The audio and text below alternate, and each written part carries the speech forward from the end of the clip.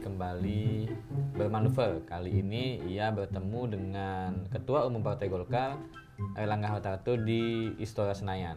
Nah, apa nih yang diomongin sama mereka nih kira-kira? Apa nih kira-kira yang diomongin sama mereka? Kayak paling yang ngopi-ngopi aja kan sambil Nggak ada kopi, olahraga. olahraga Olahraga aja, olahraga pagi. Dan di ending itu mereka saling tukar sarung. Wah, ya. Habis merayakan satu abad NU kan. Gitu ya. Tapi warnanya sesuai dengan basic warna partainya. Enggak, Ted, itu cuma olahraga aja. Ini kan capek kan aktivitas politik karena sini. Jadi biar itu kan untuk memanaskan ya. Iya.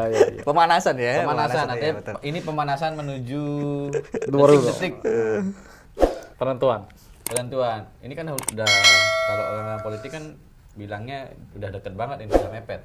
Iya. Apalagi kan bulan Agustus September itu sudah mulai nih nama-nama pendaftaran. capres ya. Memang kalau aku lihat ya, kayaknya Caimin ini lincah sekali ya.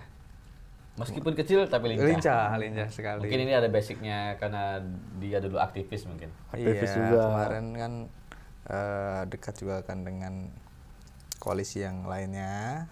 Ya, sekarang bertemu dengan Airlangga. Nah, ini kalau menurut beberapa pengamat juga bilang, aku juga sepakat soal ini. Jadi ini kan KIR, Koalisi Indonesia Raya ya. Kebangkitan Indonesia Raya. Ini sudah deklarasi calon presiden. Belum final. Cuman kan Gerindra sudah. Ya. Nah, Gerindra sudah Masing-masing mencalonkan. Ini kan cuma dua partai nih. Nah, Gerindra sudah.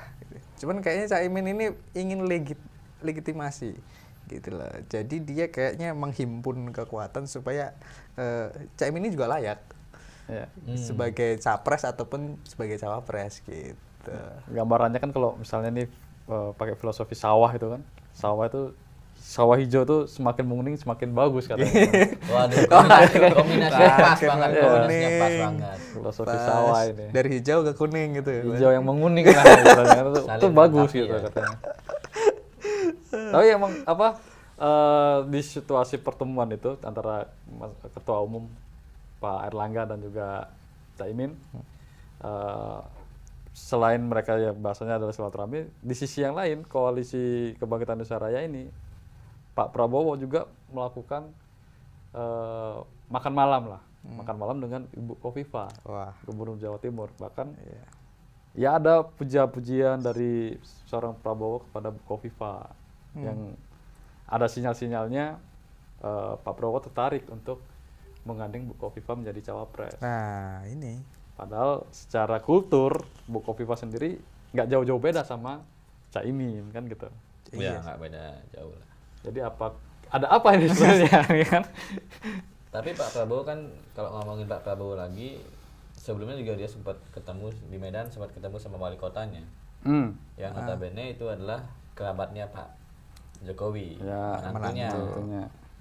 Jadi apakah mungkin ini juga bagian dari manuvernya Pak Prabowo? Memang penting kayak Pak Jokowi ini masih punya kekuatan, jadi masih didekati oleh Pak Prabowo sendiri. Ini sebelumnya juga ke Mas Gibran. Sama juga melempar puji-pujian. Punya kepemimpinan yang bagus. Masih muda, visi untuk memimpin juga bagus untuk kotanya gitu. Tapi memang banyak ini kalau bahasa tongkrongan juga kan teman-teman yang di lingkaran kultur yang sama di PKB itu melihat Caimin kan bahasa mereka itu juga ini gerbong besar sebetulnya. NU itu kan bagaimanapun juga gerbong besar secara komunitas politik.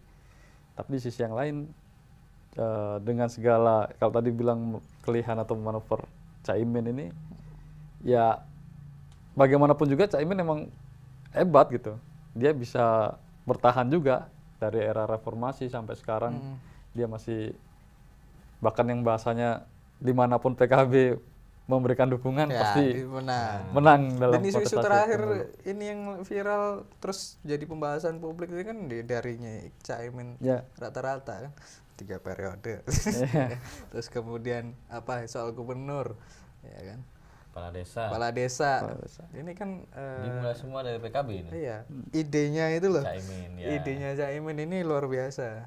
Artinya memang kalau kita bisa lihat memang ini politisi yang luar biasa. Kemarin kalau orang bilang bahwa kingmakernya ini Surya Paloh gitu kan. Ya. Surya Paloh jadi Dan kingmaker, Megawati kan gitu. Tapi kalau aku lihat Caimin ini juga menonjol ya. Menonjol gitu loh.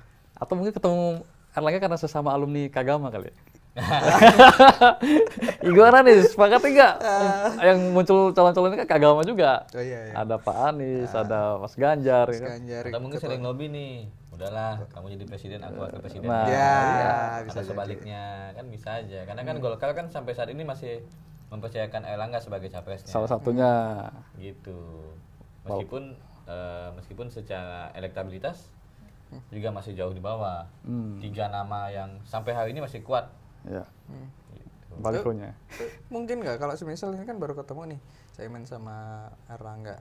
Mungkin nggak kira sama KIB ini gandeng. Ya kalau dari Gabung. kata Pak Erlangga memang seperti itu, ada kemungkinan gitu. Karena politik kan dinamis. Berarti jadi kelompok besar sekali ya. Nah, yang paling baru juga si Caimin. Kemarin itu dia menginisiasi untuk segera mengesahkan RUU PRT, perlindungan pekerja rumah tangga. Ini kan setelah kemarin juga revisi undang-undang desa, dia juga mendapat sorotan untuk berpihak kepada kepala desa 9 tahun gitu kan. Simpati kepala desa sekarang mulai yang punya wilayah. Menyoroti bagaimana perlindungan terhadap rumah tangga yang dalam tanda kutip di situ pasti banyak emak-emak juga gitu. Oh iya aja. Iya. Cerdas ya. Sudah mulai kesana gitu mencari suara gitu. Cerdas sekali memang politisi satu ini. Dia mencari suara nggak cuma lewat kampanye-kampanye tapi juga lewat kebijakan-kebijakan.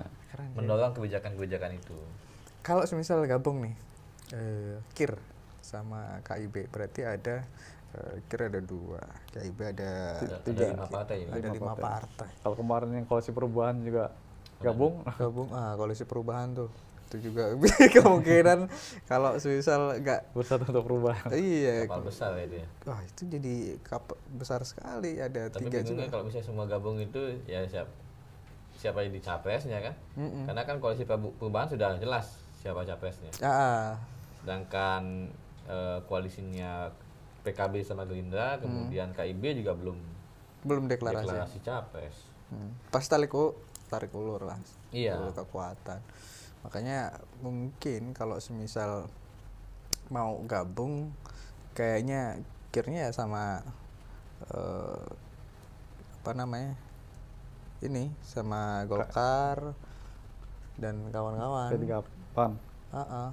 Mungkin ya kemungkinan besar. Karena mereka juga belum ini kan, belum fix kan. Sama-sama belum punya calon. Sedangkan koalisi perubahan ini kan sudah fix ini, apalagi calon katanya sih ya. Tapi kan di balik itu pasti ada lobby-lobby.